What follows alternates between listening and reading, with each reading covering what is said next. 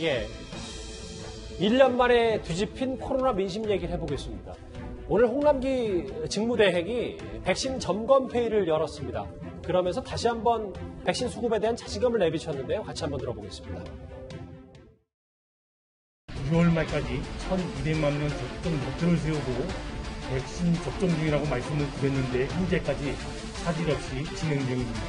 일각에서 정확하지 않은 정보를 토대로 백신 대란, 도입 지연, 접종 차질 등을 지적하며 국민들께 과도한 불안감을 초래하고 있는 바 절대 자제해 주시기 바라며 도입이 계획된 물량은 상반기에 2,080만 회분, 하반기에 1억 3,120만 회분이며 현재 도입 예정 물량이 지연된 사례는 단 한 건도 없음을 말씀드립니다. 최 교수님, 네. 다시 한번 강조했어요. 11월 집단 면역 가능하다. 그러면 상반기에 2천만 회분, 하반기에 1억여 회분. 이 정도를 한다고 하는데 이게 자신이 있다는 얘기겠죠? 다 차질 없이? 지금 현재 직무대행, 국무총리 직무대행이 한 얘기잖아요. 그리고 본인이 저 얘기를 했으니 만약 달성되지 않으면 본인이 비판을 받는 겁니다. 예. 뭐 제가 볼 때 지금 현재까지는 도입된 거에 지연된 게 없다고 하니까 그건 사실로 보여지는 것이고요. 앞으로 이제 우려가 되는 건 사실 미국이 부스터샷이나 이런 부분 때문에 좀 반출을 막겠다고 하는 의도를 보이고 있어서 그게 과연 정상적으로 들어올 거냐 우려가 지금 언론이나 여론에서 퍼지고 있는 상황인데 네. 본인은 지금 자신감 있게 얘기를 하고 있으니 뭐 일단은 본인이 국무총리 직무대행을 하고 있으니까 그 말을 뭐 그대로 받아들여야 어떻게 하겠습니까? 그래서 저는 홍남기 부총리가 이제 총리 대행이 저 정도로 얘기를 했다고 하면 거기에 대한 자신감을 본인이 피력한 것이고 만약에 이게 차질이 생긴다면 그 책임도 본인이 지는 거잖아요, 결국은. 그러니까 지금 국민들 입장에서는 그러면 방역 담당을 하고 있는 저 총리 대행의 말을 믿어야지 어떻게 하겠습니까? 일단 뭐 이게 개인 차원이 책임질 문제가 아니니까 선은 뭐 엄청나 큰 문제지만 그렇죠. 어쨌든 저렇게 자신감 있게 얘기했기 때문에 예. 믿고 기다려주는 게 일단 그런 수밖에 없지 않겠습니까? 예. 이현정 의원님. 네. 근데 모르겠어요. 요즘 아주 백신 수급 관련해서 여러 가지 뉴스들이 많이 쏟아지다 보니까 국민들도 좀 걱정이 큰 것 같은데 새롭게 나온 여론조사를 같이 좀 만나보겠습니다. 예. 일단 코로나 정부 대응에 대해서 올해 1월까지만 해도 뭐 20%포인트 차로 잘하고 있다가 잘못하고 있다보다 높았는데 글쎄요. 최근에 좀 뒤바뀌었습니다. 이 코로나 민심 뒤바뀐 거 좀 어떻게 해석하면 될까요? 먼저 홍 부총리께서 참 바른 자신감 있게 하세요. 자, 근데 내용을 한번 따져보겠습니다. 자, 얼마 전에 문재인 대통령이 지난 연말에 모더나와 CEO와 통화를 하면서 올 2분기에 2천만 회분을 들어오겠다고 이야기를 했습니다. 근데 국회 답변에서 홍 부총리가 뭐라고 이야기했죠? 2분기에 못 온다고 이야기를 했지 않습니까? 그 차질 있잖아요. 근데 차질 왜 없다는 거죠?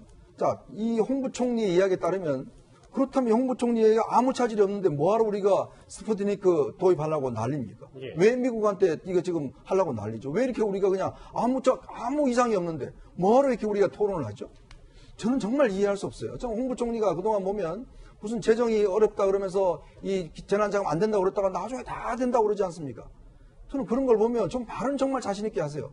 근데 그동안 했던 이 전례를 보면 도대체 무슨 근거로 저렇게 정신승리를 이야기하는 것인지 참 의문이 들고요. 또 하나는 지금 그렇기 때문에 지금 국민들이 신뢰를 안 한 겁니다. 이게 지금 문제가 뭐냐면 정부가 국민이 정부에 대해 신뢰를 하지 않으면 이 여론조사 보시면 지금 우리가 코로나 K방역 같은 경우에 정말 여론조사를 해보면 일자리, 집값이 문재인 정부 했던 게 다 지금 정부가 국민들이 부정적인 여론에 유일하게 긍정적이었던 게 바로 K방역이었어요. 그러니까 방역만큼은 잘한다는 그렇죠. 방역 하나만큼 잘한다 예. 하는 거였습니다. 근데 지금 올린 여론조사 보면 이게 이제 뒤집어진 거예요. 국민들도 알기 시작한 겁니다. 아니 지금 나 언제 지금 백신 맞아? 이런 거 지금 혈전 문제 때문에 등등 있으면 지금 확진자 수가 점점 더 늘어나잖아요. 바로 현실적으로 그게 나타나고 있는 거예요. 자, 그러니까 이게 정부가 자꾸 이렇게 자신 있다고만 말씀하지 마시고 정확한 정보를 좀 주셨으면 좋겠어요. 그러면 국민들이 준비를 합니다. 우리가 어떻게 언제 할 수 있는지. 근데 자꾸 저렇게 나와서 전혀 문제가 없다라고 이야기를 하는데 근데 러시아 백신 도입 이야기하고 미국 가서 뭐 달라고 그러고 이야기를 하니 헷갈리는 거죠. 여기 같이 보실까요? 잘못하고 있다가 49, 잘하고 있다가 43인데 이게 지금 4월 20일부터 20일 3일간 된 여론조사인데 조금은 좀 분위기가 다른 여론조사도 있습니다. 다음 장 바로 볼까요? 여기는 19일부터 21일까지 조사한 하루 차이인데 잘하고 있다 54, 잘못하고 있다 44. 어찌됐건 이 백신을 바라보는 시선들은 예전과 조금 달라졌다. 물론 뭐 두 여론조사는 다릅니다만 김 교수님은 어떻게 판단하십니까? 그러니까 잘못하고 있다, 잘하고 있다, 역전되는 경우도 있고, 뭐 여전히 잘하고 있다가 높은 경우도 있는데요. 근데 이제 질문 문항을 보면 코로나19 방역을 잘하고 있느냐의 문제입니다. 예. 국민들이 뭐 그 부분을 구분하고 있고 대답한지는 모르겠습니다만 방역은 잘하고 있죠. 근데 지금은 방역이란 이슈에서 지금 백신이란 이슈로 전환된 상황이지 않습니까? 그러니까 방역이란 것은 감염병에 걸린 사람을 잘 관리하고 통제하고 더 이상 전염되지 않도록 그 매니지를 하는 건데 지금 이야기는 백신을 얼마나 많이 정확히 가져와서 제대로 백신을 접종을 해서 면역을 형성하느냐의 문제이기 때문에 방역이라는 질문에 잘하고 있다는 의미와 지금 백신의 수급의 불안정에 대한 불안감은 좀 다른 차원이라고 보고요. 또 하나 의미 있는 여론조사는 뭐냐면 저거 말고 11월에 집단 면역을 형성한다고 우리 정부가 1월 28일에 공식적으로 발표를 했어요. 예. 믿어달라고 이야기하고 있고 지금 아까 홍남기 부총리도 그 목소리 높게 이야기하시면서 전혀 걱정 없다라고 이야기를 하고 계신데 여론조사에 여기 나오지 않습니까? 집단 면역 달성이 가능할까요? 불가능한 게 압도적입니다. 이건 뭐냐? 국민들이 지금 정부가 아무리 믿어달라고 이야기하고 좀 큰 소리 뻥뻥 치고 있는데 11월 달에 안 될 거야라고 지금 애써서 불안감을 지금 표출하고 있는 겁니다. 그 국민들은 간단해요. 제발 11월 달에 면역이 가능한지를 자신 있게 설명할 수 있는 그 근거와 자료와 데이터를 달라는 거거든요. 백신이 정말 언제 어떤 백신이 어느 시기에 들어오는 건지 그리고 나는 언제쯤 맞을 수 있는 건지에 대한 설명을 해달라는 건데 그 부분을 하지 않고 걱정하지 말라 잘하고 있다라고 믿어달라고 하니까 갈수록 민심은 집단 면역 달성은 불가능하다는 쪽으로 가는 것 같습니다. 예. 마스크 벗을 날을 기다리다 보니까 국민들도 여러 걱정이 있을 수밖에 없고 근데 이도하 변호사님 근데 또 한켠에서 보면 홍남기 부총리, 홍남기 직무대행이 분명히 믿어달라고 했으니까 우리도 계속 그럼 백신 언제 오는 거야? 어떻게 안 오는 거 아니야? 라고 불안감만 조성할 건 또 아닌 생각도 들긴 들어서요.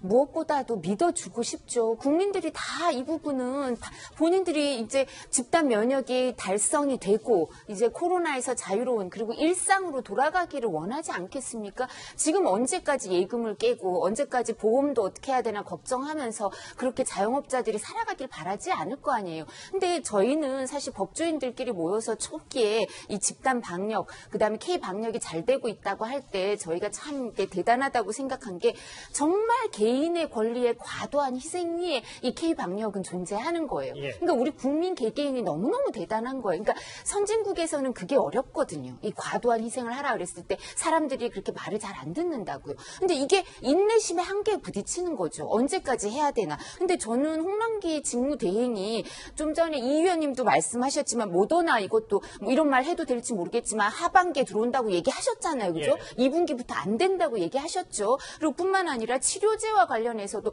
2상, 3상이 헷갈리셨잖아. 그때 계속 김은혜 의원이 추궁을 하니까 뭐라고 하셨어요? 현장에도 가봤는데 맞다고 계속 얘기하셨지만 잘못된 걸로 정정하셔서 그 발언을 우리가 얼마나 믿어야 될지 뭐 여러 가지 의문이 들더라고요. 알겠습니다. 11월 집단 면역 가능하다. 홍남기 직무대행은 계속해서 자신감을 내비치고 있지만 정부도 물밑에서는 더 위기감을 느끼고 있는 듯합니다. 애초에 오세훈 시장이 취임하자마자 제안했었던 자가진단 키트를 조건부로 허가한 건데요. 과거 화면부터 만나보겠습니다. 어떤 새로운 제도를 도입해도 다 부작용과 역기능이 있고 또 장점이 있기 때문에 쓰는 거죠. 지금 학교에서 수업이 비대면으로 이루어지는 상황에서 학생들의 학력 격차도 커지고 있고 굉장히 힘들어하시는 상황 아닙니까? 여러 전문가들이 이 자가검사 키트의 민감도나 실효성 문제에 대해서 이견이 있고. 최 교수님, 네.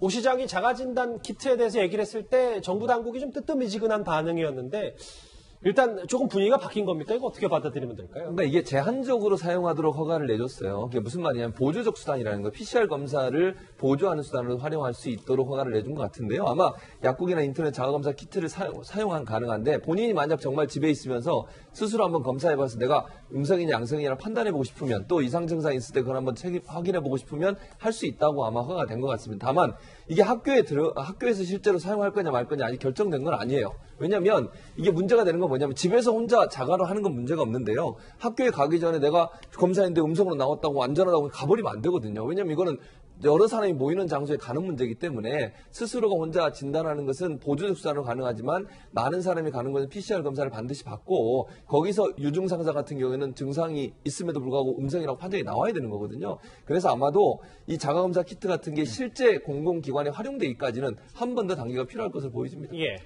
참 이게 야당 시장 한 명이 들어왔다고 해서 이렇게 정부 정책이 바뀔 수가 있잖아요. 이게 뭐냐면 안 하는 것보다 낫지 않습니까?